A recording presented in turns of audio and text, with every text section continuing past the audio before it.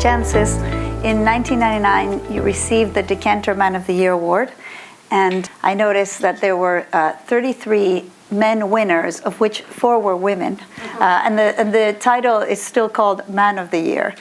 It is completely balmy that it's called Man of the Year. I have a Magnum decanter at home engraved, Jancis Robinson, Man of the Year. I actually wrote to him this morning, just before setting off, saying the idiocy of this being called Man of the Year is being featured at the beginning of an important symposium in New York this morning, and couldn't you consider changing it to something more gender neutral?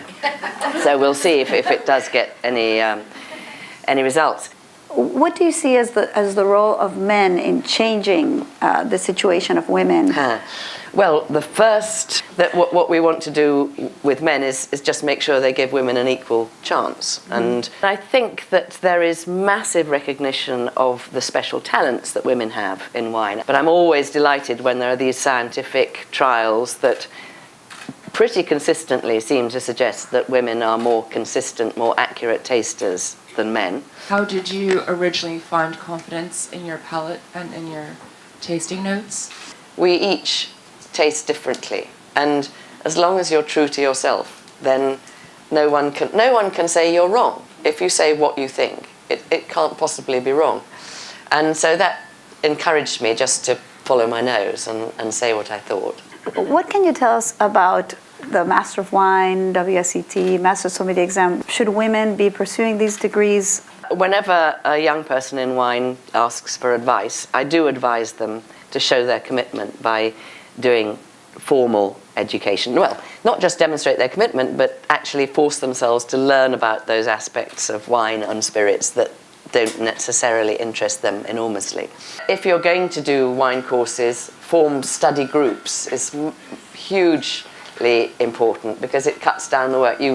You share out the research jobs so that you don't have to research every single thing yourself, and you share out the work. And of course, tasting in groups is far, far more educational than blind tasting alone. Make friends with the local wine retailer. Treat your local wine store as you would your local bookstore. Go in, tell them what you have liked, and encourage them to advise you, suggest something else that you would like in the same kind of mold. Yeah.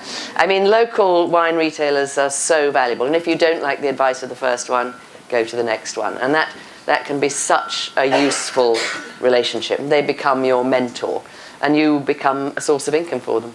I would love to know if you have some secrets you can tell us, or some clues to how to handle this very difficult life that we have, because a lot of us travel a lot, work a lot of evenings, and how do we balance?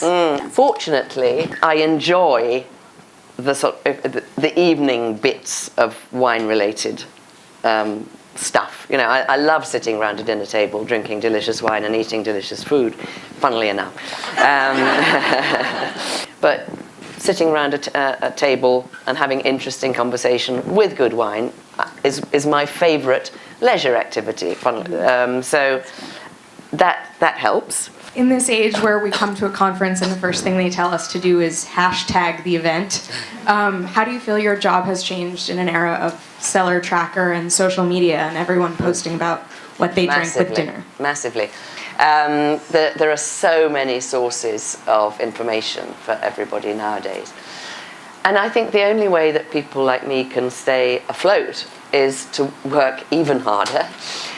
But I think you've got to recognise that the world has completely changed. And let us enjoy wine while we may, I think, is what I would say.